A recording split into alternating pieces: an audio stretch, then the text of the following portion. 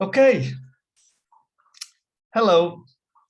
So this is finally the fourth group study meeting, Tensegrity Assisted Therapy study meeting.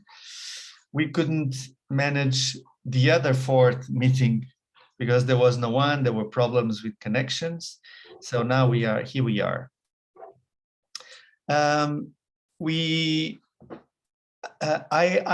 made some questions for discussion for us, and I'm going to suggest can I suggest them for us to start a discussion around the subject? Is it okay? So you have something to say before? You want to say something before we start the discussion, Teresa or Miguel? Okay. You're muted, Teresa. You can unmute yourself. Good. Okay, so for today, we were going to discuss the chapter Therapeutic Effects, where they posted 4 videos. The first one they called the myth number 1, the mobility myth. The second one, is it really a release? The third one, where is the weaknesses? Where are the weaknesses? And the last one, the solution, remodeling the fascia. So this is the content that we are going to base our discussion on, but we can go through all the content or whatever we feel like talking about within this subject. Okay? Okay. Good. So after seeing the videos and studying them a little, I came with the need to contextualize the discussion and my internal discussion. So that's what I'm proposing to you. Because we are all Pilates teachers, we are all movement teachers, I made this introduction. So these are my thoughts to see the content of the videos. So we are movement practitioners, so we work with movement. We use the workouts with awareness and with consciousness. And workouts is one of the concepts they introduced. One of my question is, are we influencing the work-ins? How are we doing it? How are we with the workouts influencing the work-ins? And to what extent are we influencing the work-ins? So if we are influencing it, which is the level of effect that we are having? So this is one of my first big questions. And I have others. Do you want me to read everything and then we can pick up things, or we just start here? Can you repeat the end? The end what? The end of the sentence, the question? The work-in, my yes. Question, how are we doing? How are we doing it? And to what extent are we influencing the work-ins? Mm-hmm. So how are we influencing them, and to what extent are we influencing them? My other question that has to do with that, and I think I can read everything because it has to do with the same thing, around the same subject. So we don't do releases. We move in the first place. We don't go with the hands. We are not manual workers. We don't do the releases in themselves. We work. We do movement to start with. We don't do stretch. We move through the most range of motion possible. That's our practice as Pilates teachers, practitioners. Mm-hmm. We don't restrict movement to one joint or one muscle. We do whole body movements. So we do, but not all the yeah, but workout we practitioners. do, and Pilates in its essence, it's a whole body movement. It's not Yes, yes. a clinical thing. Okay. And we use surfaces to find support. We find external support. We use external support to find internal support. And we use external support to target the support from the skin. We use it specifically, although we may not be aware of it, but we use it. I went through my practice and crossing it with what I heard from the videos, and I realized that we do most of the things that are being said there. So, and then for the last thing, I ask, what are the best constraints? And we know that metastable states are more stable. Am I saying something wrong? We want to Are stable, are more stable. It's the best state we have at that moment. Yes. But that can be improved. Yes. To be more efficient. Of when, course.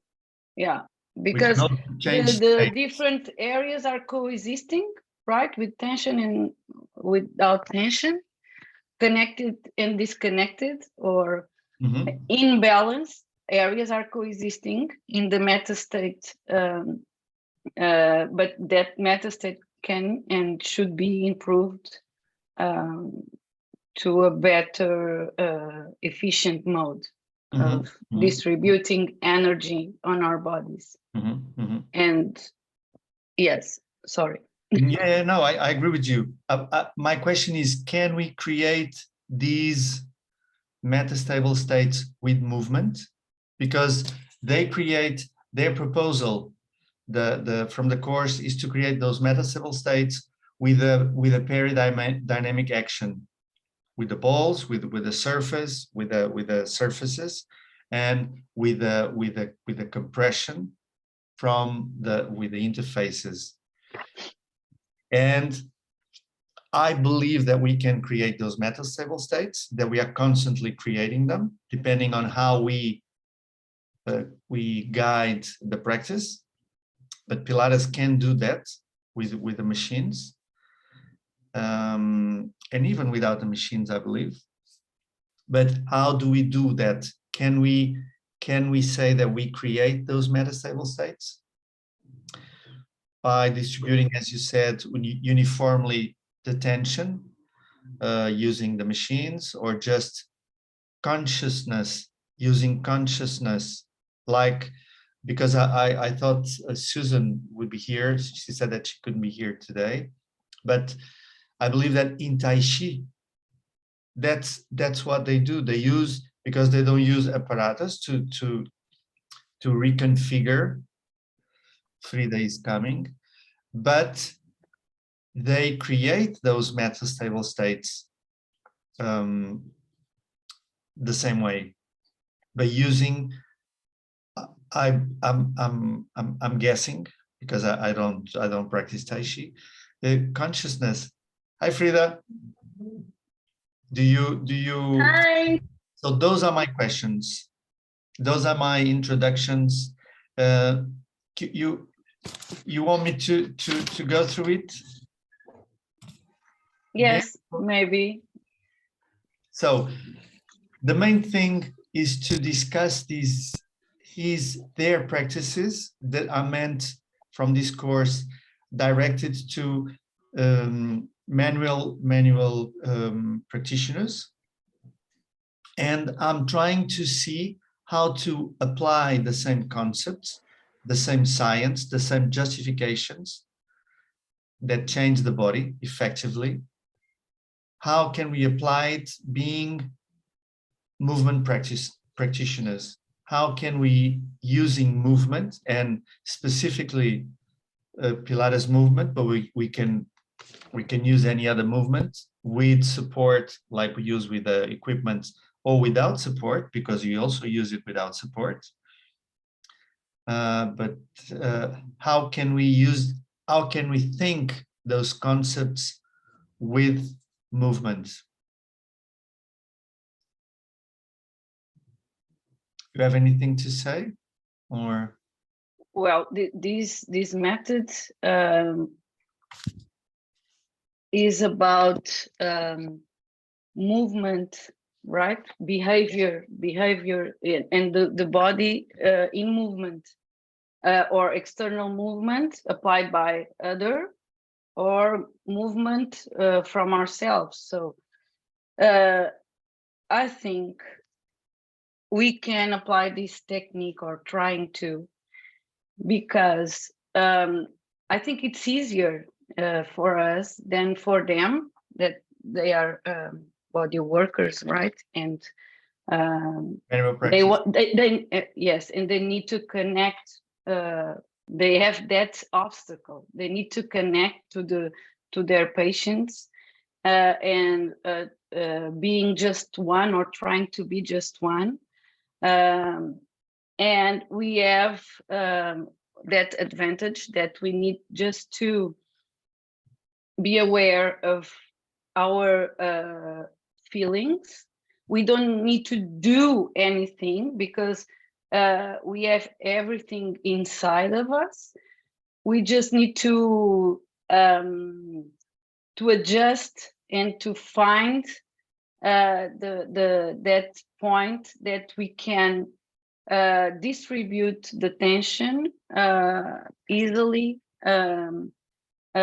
from our fibers, from our fibroblasts, from our net, right? So we have, at this moment, we have that metastable state. We are all on that metastable state, I think.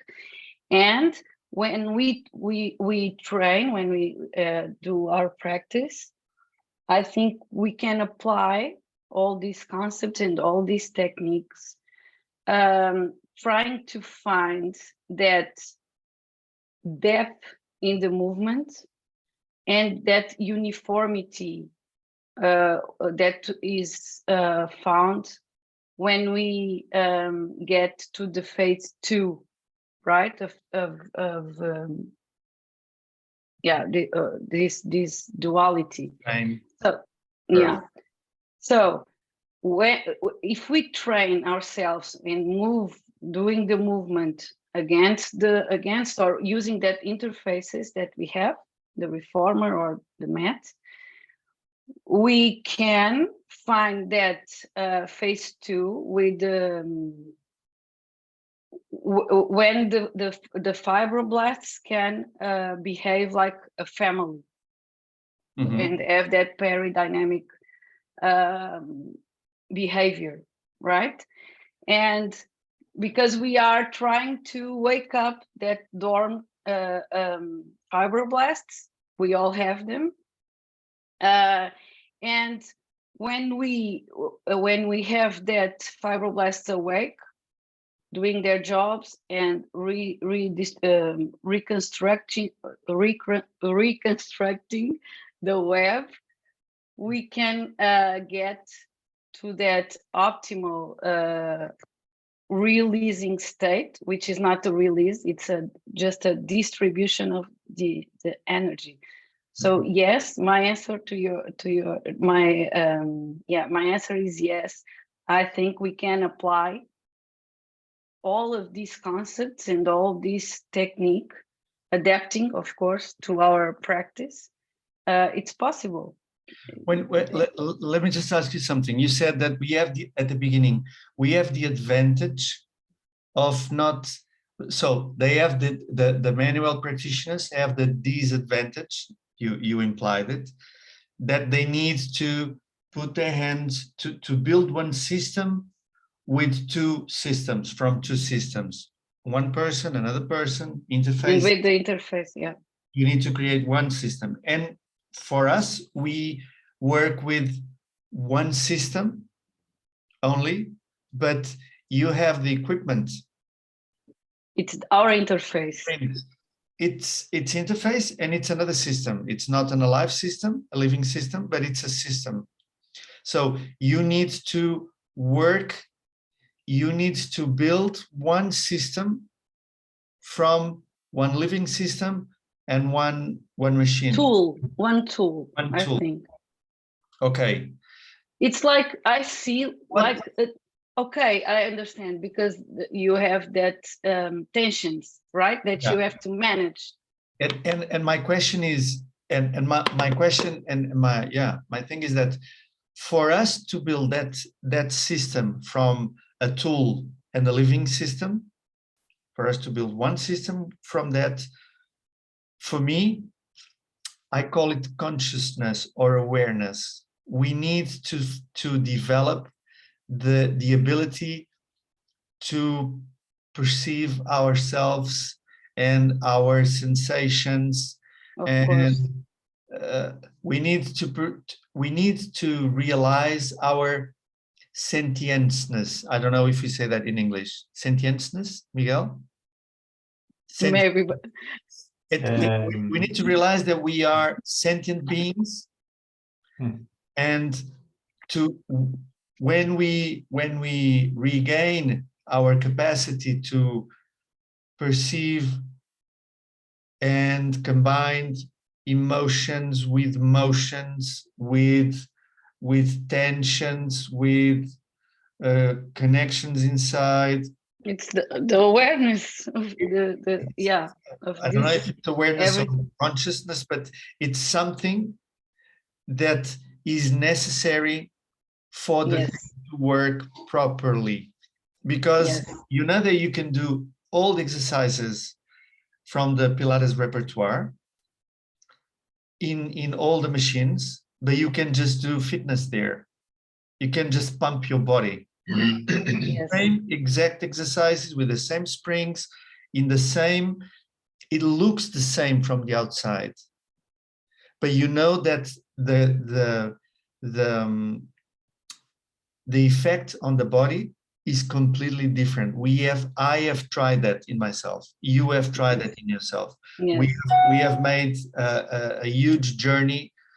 I think everyone that practiced Pilates has done that journey of realizing these can be a practice that changes, affects my body and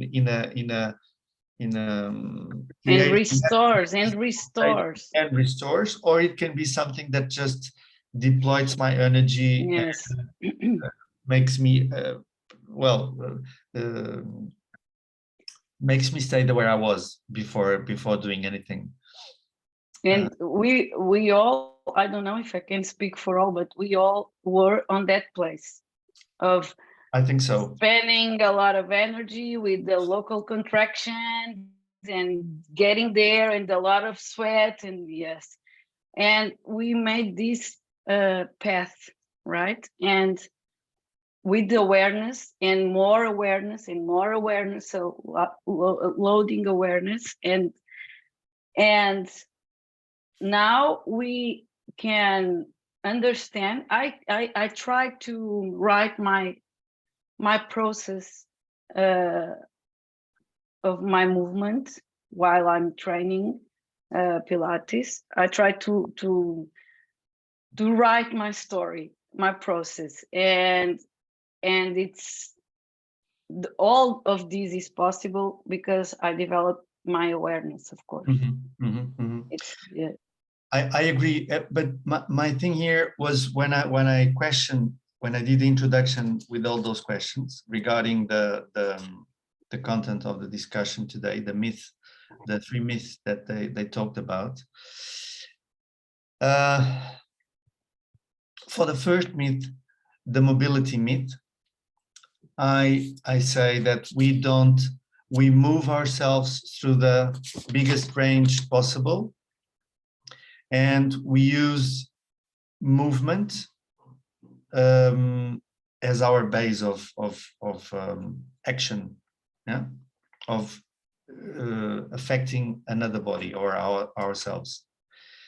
Then for the second myth, is it a release?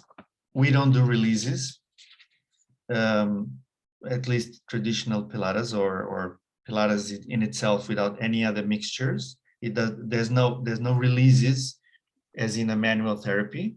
We do movement, yeah. But for the third myth, where are the weaknesses? Where they discuss the and also before, we don't do stretches in traditional Pilates in the sense that there is a static thing. We go through ranges of motion, even in the exercises that are called stretch in Pilates.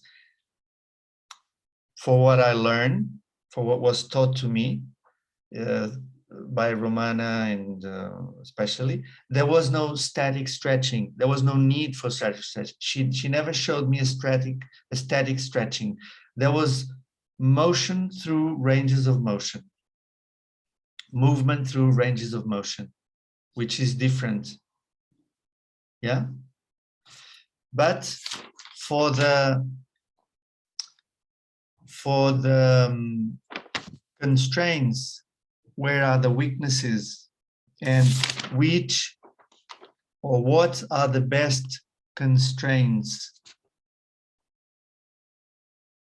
and how do we use it? Do we use them in Pilates, in our work? That is where I think we,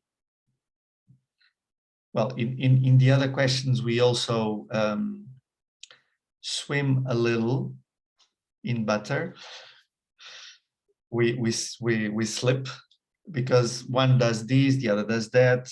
Sometimes we stretch, sometimes so we don't really believe in what we're doing, I think. But regarding the best constraints, where are we focusing our attention when we work with another person or with ourselves in order to rebuild or help to guide the reconstruction, reconfiguring of the other body or our body in order to stay healthier without pain or yeah.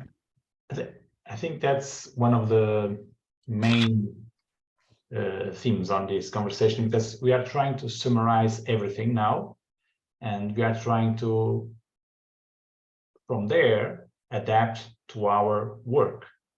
And our work, our interaction with the patient or student is different, because we don't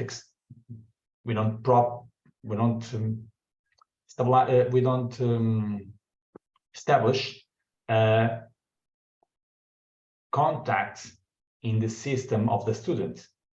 We are relying in our description to guide, orient the student. We should at least not interfere with the system created by the student.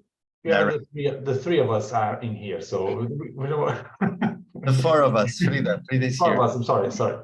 So that's the thing. We are orienting the students to establish the relationship with the apparatus, the same as the interface, establish the kind of tension, the phase two-ish previous tension, the relationship with the apparatus, that's for us, and the establishment of the relationship with the student and the apparatus and Earth, in order to give us the feedback if are we or aren't we in that range of kind of phase two approach.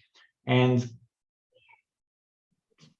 I think that's the most important, and that guides me to our description to the student must be a very organized and self-conscious and responsible, at least, experience for ourselves, because the student's going to be having his own description of the experience. So if I use it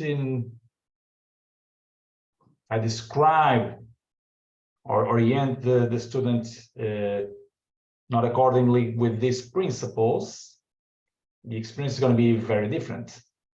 And that's the main thing, because our responsibility here, or our advantage or not, is if you rely on the relationship my body against the interface and the student and earth, probably it's safer, because language is not so much involved, and language here as the way to connect with the other system can be tricky, and the ball is more dynamically safer.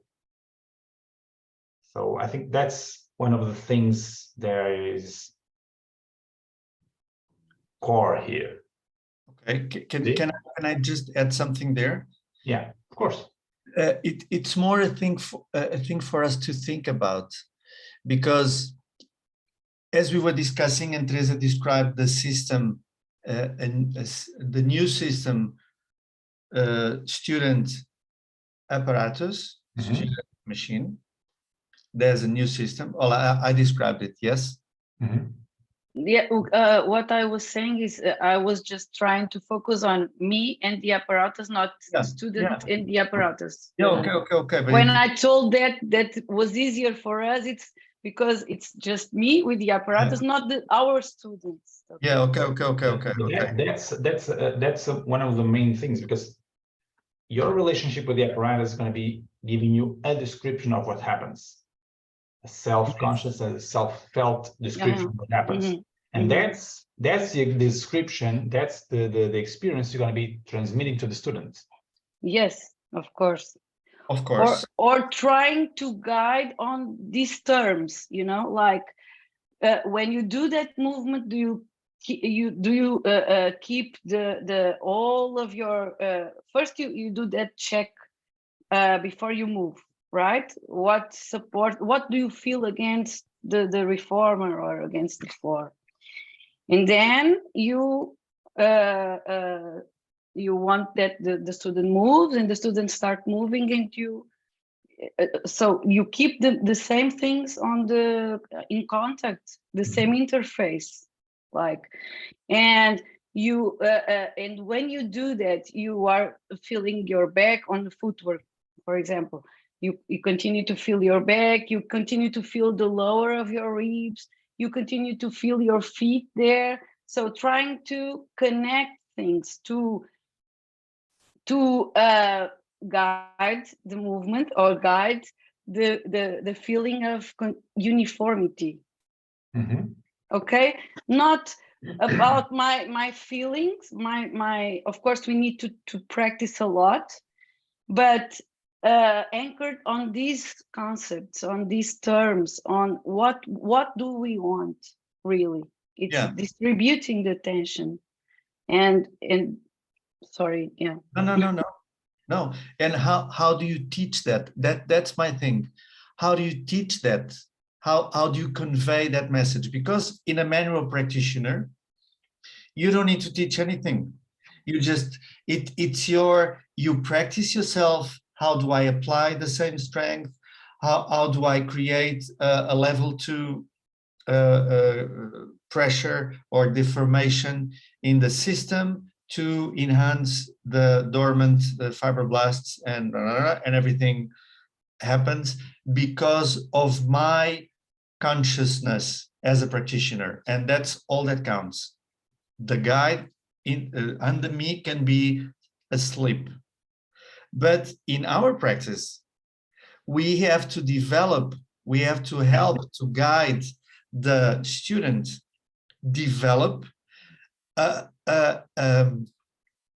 an awareness of his sentient. And that's very tricky. That's very tricky. Yes, And just to add another trickier thing. When we guide with our words, and as you said, you just leave the person feel their support and feel their connection and have his or her own experience, as Miguel said, which is important. It's the one that counts. So when you interfere by the use of words, of images, your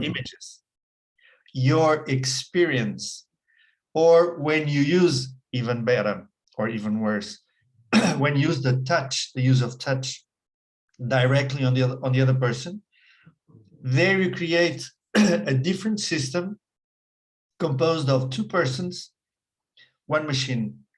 Yeah. So whenever you touch the student directly, you're creating a different system with a different organization with a different everything. But you can also touch with words and images, using of images, because you're interfering in the way the person is perceiving her or himself as a system with a machine. You see where I'm going with my questions? Yeah. These are just questions. I don't know. But those are the questions. Yeah.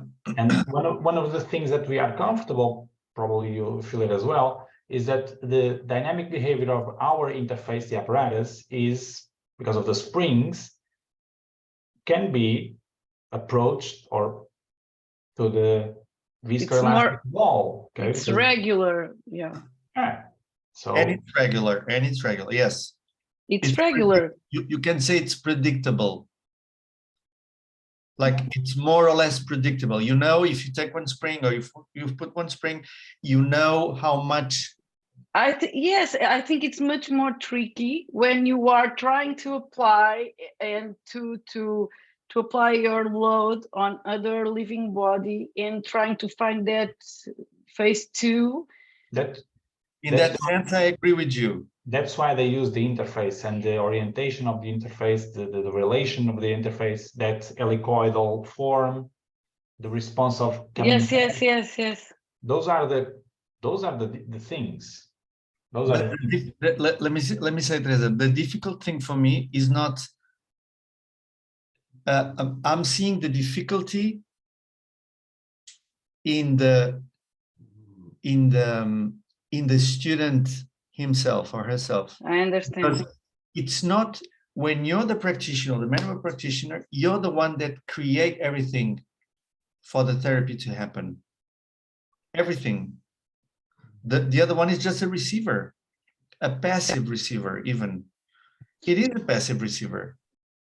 Yeah. With cerebral palsy that cannot control anything, is there just receiving, okay? But our clients, some of them are conscious and aware, and we can develop we can help develop their awareness of themselves so they can manage what is happening with themselves in the interaction with the machine. Yeah. And that's a big question mark, because we really don't know. No one knows. We don't know. Well, we can perceive signs. Yeah. We have the subjective. And you are going to load class and the next one and the next one. But that's the thing, because this approach of Leonid and Mariana, I think it's the simplest possible and the safer possible to achieve that purpose. And I think our work is way trickier, way challenging. Yeah. And that, in that sense, these questions, the mobility, the release, the weakness, they are trying to be covered with this approach, because the ball is the dynamic, the buffering, the whatever other adjectives, it's allowing this to happen and this to be avoided, because we really are dealing with this myth of mobility. We really are dealing with this myth of the release. And where is the weakness? Where is the constraint? Because you all have students that are dealing with this, the feeling of stuckness or the not advancing or whatever. And we have to be very.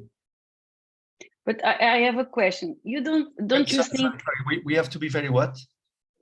Very aware of. The word is very tricky. We need to be very responsible. In that sense, what are we trying to describe? What are we trying to orient Of course. to the self-observing body that stands in front of us? In front of us, okay. Yeah. Okay. In that sense, our interaction, our presence in the system, because we are a part of the system, is not that much. We are describing or orienting. Yeah, even though you give the time to process, we are listeners or whatever. Okay, but there can be direct interaction, but it's not constant. So we are part of the system, but not constant. Yeah. We interfere in the system. Yeah. But in a interrupted way. Of course. Like we give an instruction, we guide the instruction, we give a touch, we give additional support, but then we leave the person. Of course. The unity of the system is being disrupted by all these interferences. It's the facilitator definition. Okay, I understand. Yeah. But yeah. Teresa, you wanted to say? Yes, I was thinking, don't you think that our students are doing this path with us? Like when we were trying to find the anchors, it was like, oh, I need to find the anchors, and you first find your anchors, and then you want that your students find their anchors too. And suddenly they find their anchors. So you made it. You were not like there and this is your anchor. No, with that classes trying to release, to find the contact of the bones against the floor. It's just an example. Okay, I think we try to apply, and of course with this delay, because first you practice in yourself and work that feelings around that subject with yourself, and then you are trying, you want a lot that your clients find the same that you found to you. So, and this is a process. Okay, this is possible. Of course, there's a lot of variables. There's a lot of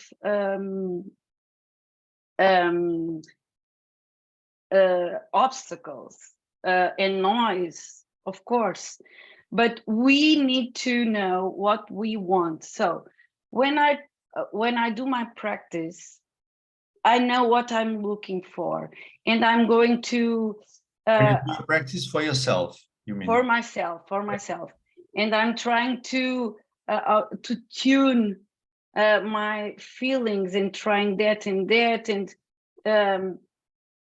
I'm at the same time on my classes with my clients, and it's online classes. Okay, so it's more. I know what I want them to find. So, and now I'm on these, right, like you, and I want that they find the not just the anchors, but now the transferring the weight between the anchors, and then what connects the anchors, that fibers that are mainly, we want that they are on the face too, right? So I know what is the path. So I'm not going to lose myself on all of these obstacles that we all have. Of course, it's much more tricky for us because we need to use that communication and this distance. And but this non-linearity of what we do, I think we can wrap all these vectors and trying to reach that restore of the bodies through these concepts of distribution, this uniformity, this releasing from distributing.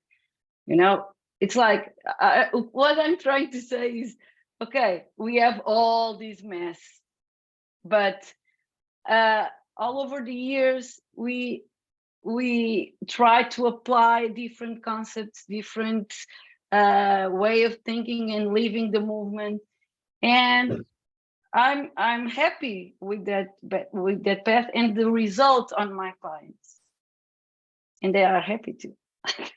So there's a hope that we just need to understand what do we want to find in and that's ourselves. the question.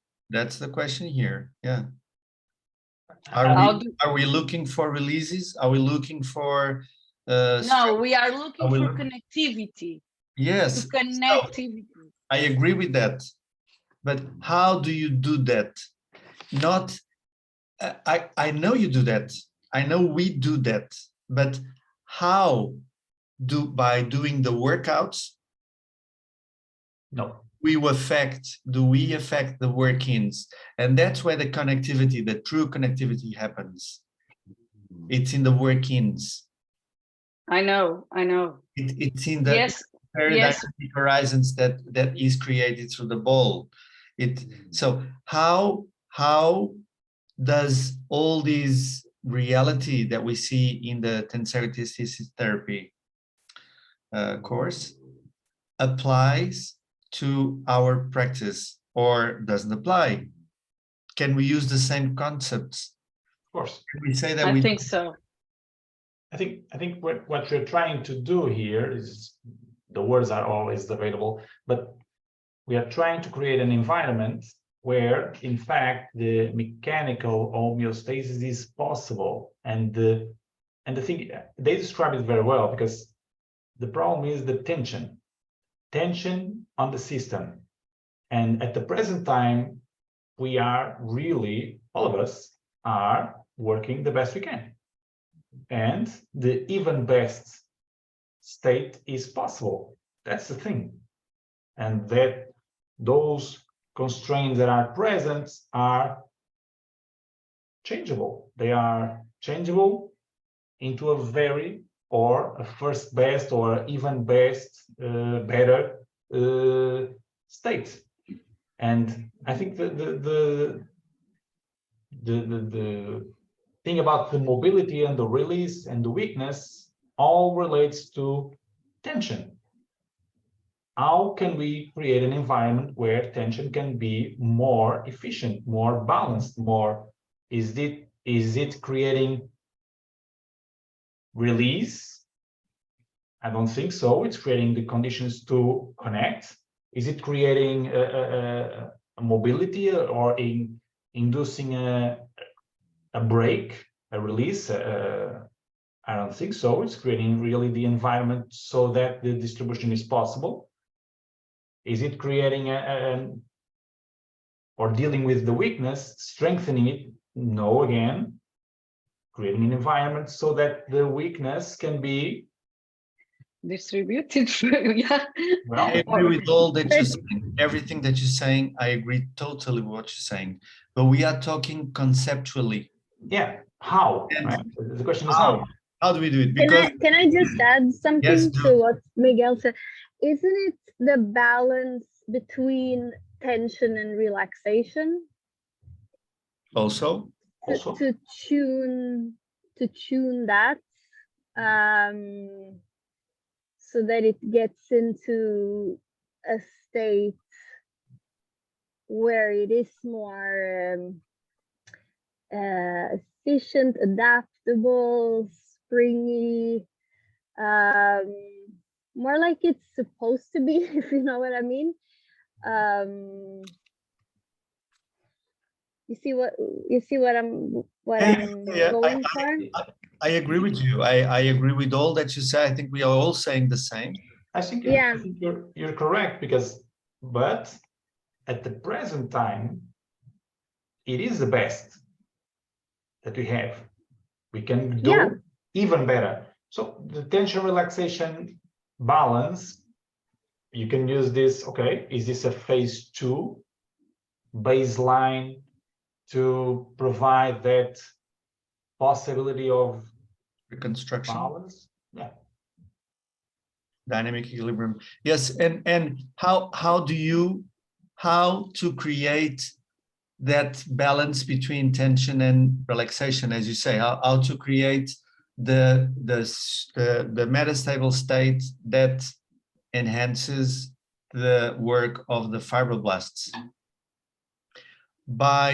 Because if we are doing movements, we are not asking people to relax or to let go consciously. It's through the physical action of the body with awareness, of course. Yes, San Miguel? I would say that the allowing, the motivating, the permission for the people to go, the student to really do the work in. Also. Because so creating, we are motivating the fibroblasts, we are really inviting people to do the work in. Yeah. But my question was, we all use the same movements. We all use the same equipment. We in the Pilates community, or the community that uses the equipment, inside, outside Pilates, I don't know. Are we doing what what we four are saying? We may think we are doing. We may have that in our mind, but are we, like when Mariana and Leonid give their instructions how to accomplish a redistribution of tension so that the best constraint can be enhanced, can be available in a kid that cannot sit down because there's no availability of distribution of tension, the right tension in the body for that. They give us a specific, I wouldn't say protocol, it's not a protocol, but there are guidelines, very specific guidelines, how much tension, how to apply the tension, not with shearing forces, etc., with interfaces, distributing, blah, blah, blah, blah, blah, blah.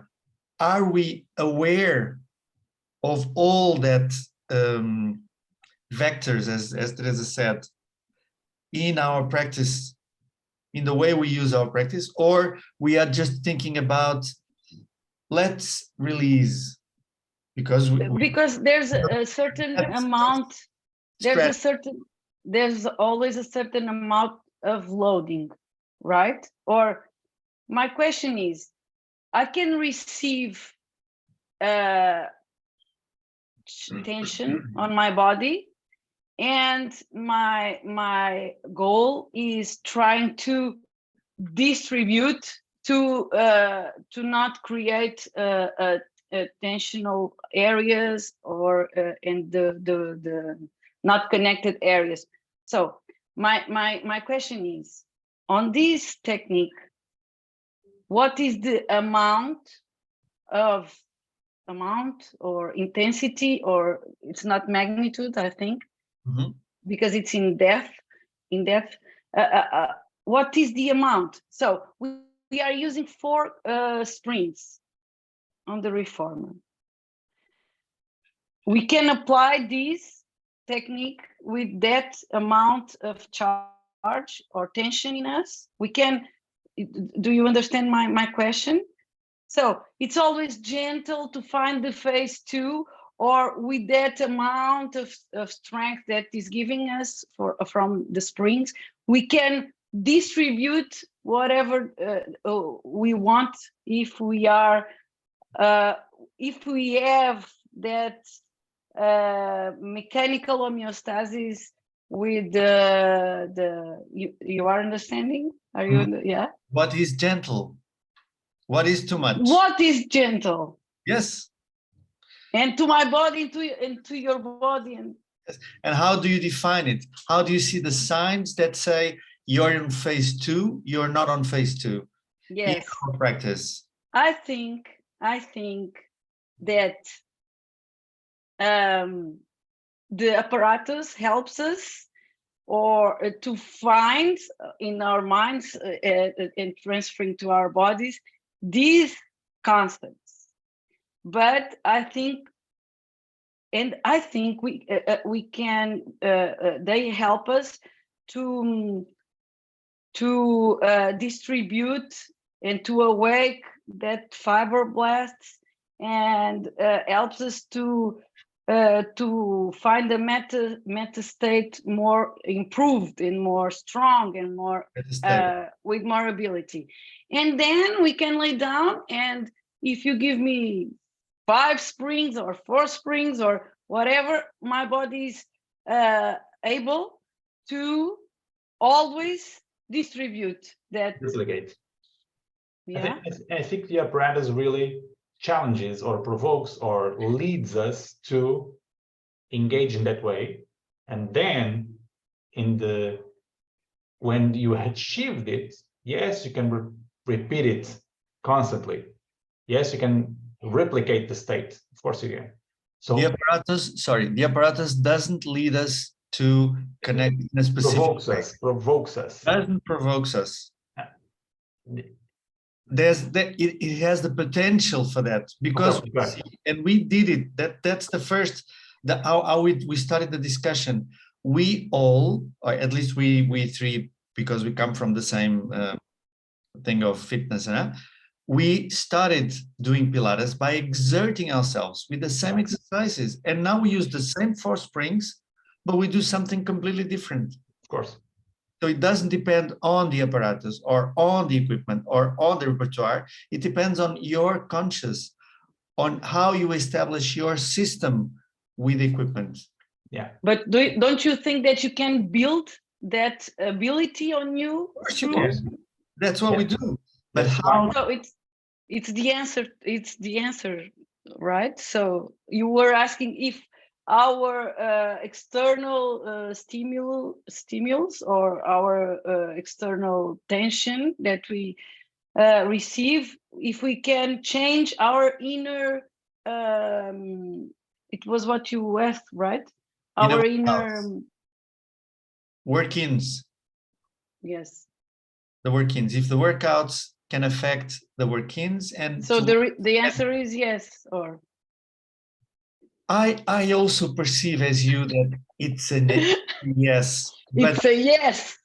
That yes has to be confirmed. Of course.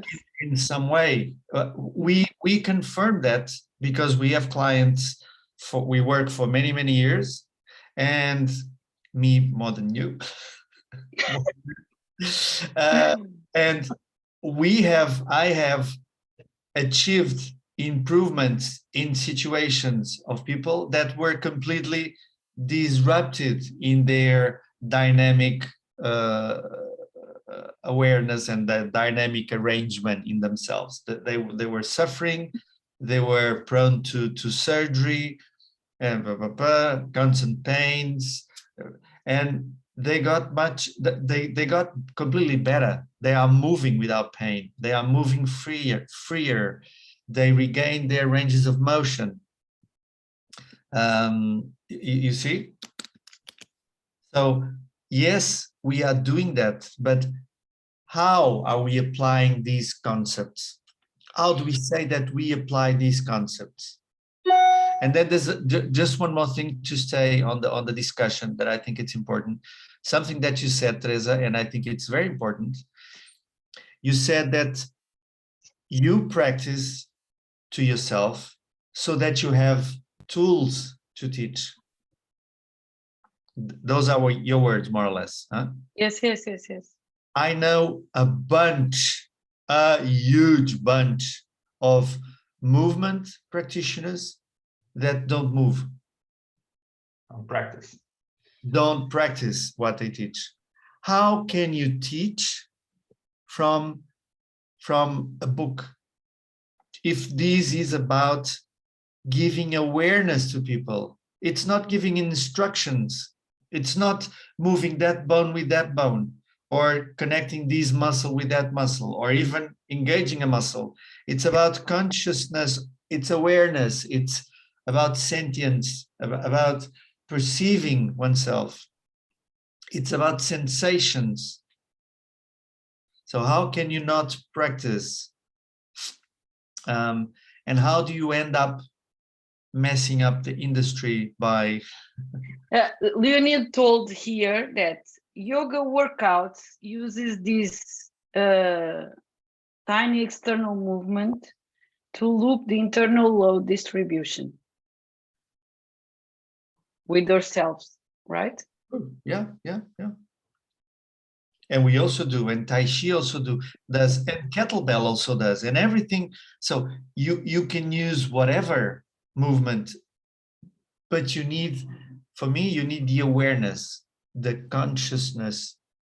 And that is the big difference to the manual practitioners, where the consciousness needs to be on the practitioner. And in movement practice, the consciousness needs to be in the practitioner, and the student, the client, needs to develop her own consciousness, awareness. Yeah, awareness. Is description. The big, huge difference in our practice that we need to address. Yes, it's one more obstacle. Yeah. Frida, you have something to say? You want to say something? Yeah, it's so interesting, and I'm thinking a lot of things, but it's always hard to like boil it down to something more simplified. But I'm thinking that what's really cool with Pilates, and probably other techniques too, is that it just kind of involves some of these universal truths for the human body that helps it to kind of self-correct or adjust and tune into that balance of tension and relaxation. So I think we need to, like Teresa said, we need to practice a lot, or you all said, to practice a lot ourselves to explore and sense and have suggestions to our clients and have have like our own toolbox and our own experience to use. But then it's also to listen to the client and to look at the client, because everybody's gonna come with their own things. Even if we have the universal things, we know what we're looking for, but we can also not get stuck in being like, I want to see exactly this, because it's not gonna maybe look exactly like that, or feel for them like it feels for me. So like knowing what we're looking for and having the tools to guide them through movement, but at the same time be really present and listen and like be ready to suggest things in the moment, or if it's to say something, ask something, or even like tactile feedback from your hands or from the apparatus or whatever that can. But then to wait for the result to come from a true place, not forcing them into something because we know what we want to get to, because it might not happen that class or even the next 10 Yeah. or 20 classes, but to really wait and be really patient and really listen, because I feel like one of the biggest things for me this last year is that I feel like I'm getting better at seeing like, okay, that's something else, like that's not moving because of me just saying for them to, or kind of getting them to force it, but it's moving or it's happening from a true place, and like differentiate between That's those. right. Yeah. Yeah.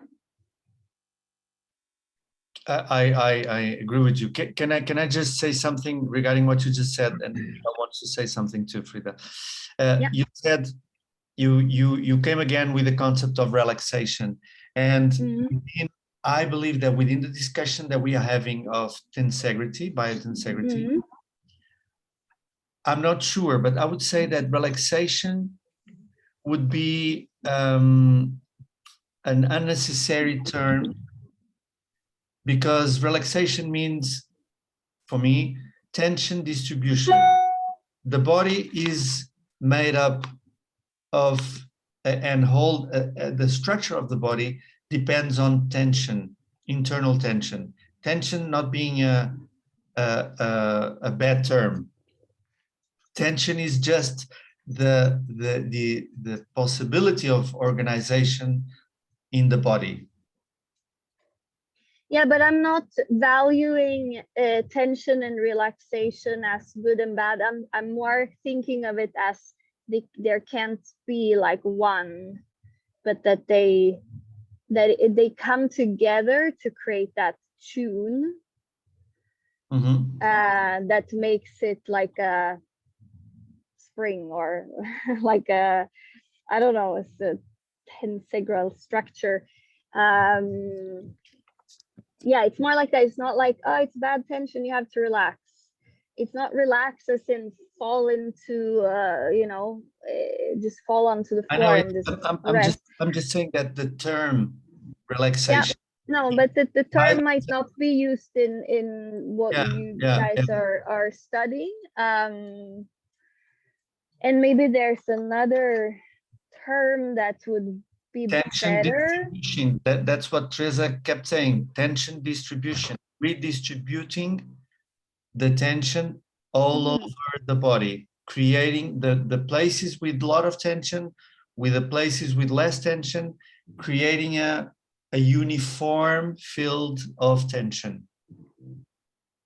That uniform field of tension, it keeps changing. Feels like relaxation. Yes, like a releasing. Yes, because the relaxation, like in Carol's work, it's basically like relaxing to gravity.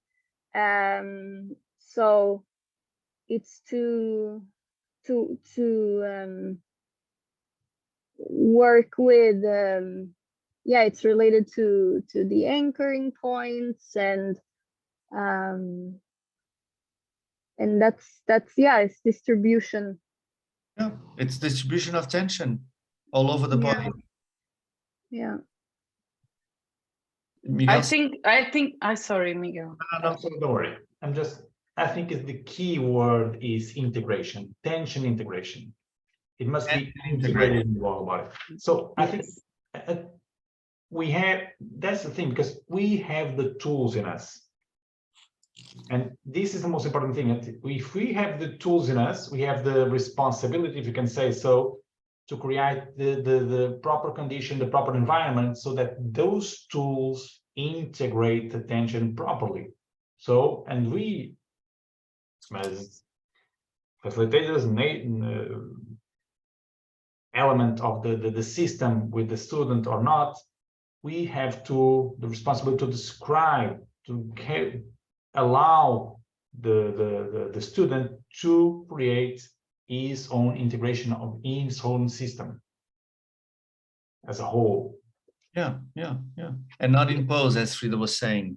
Of course. So what you, Frida, was saying of, you can see where the movement is a forced movement or it's a movement coming from within. One of the things, Frida's, said for me is very important. Give the time, respect the time, listen by giving time, because Yeah.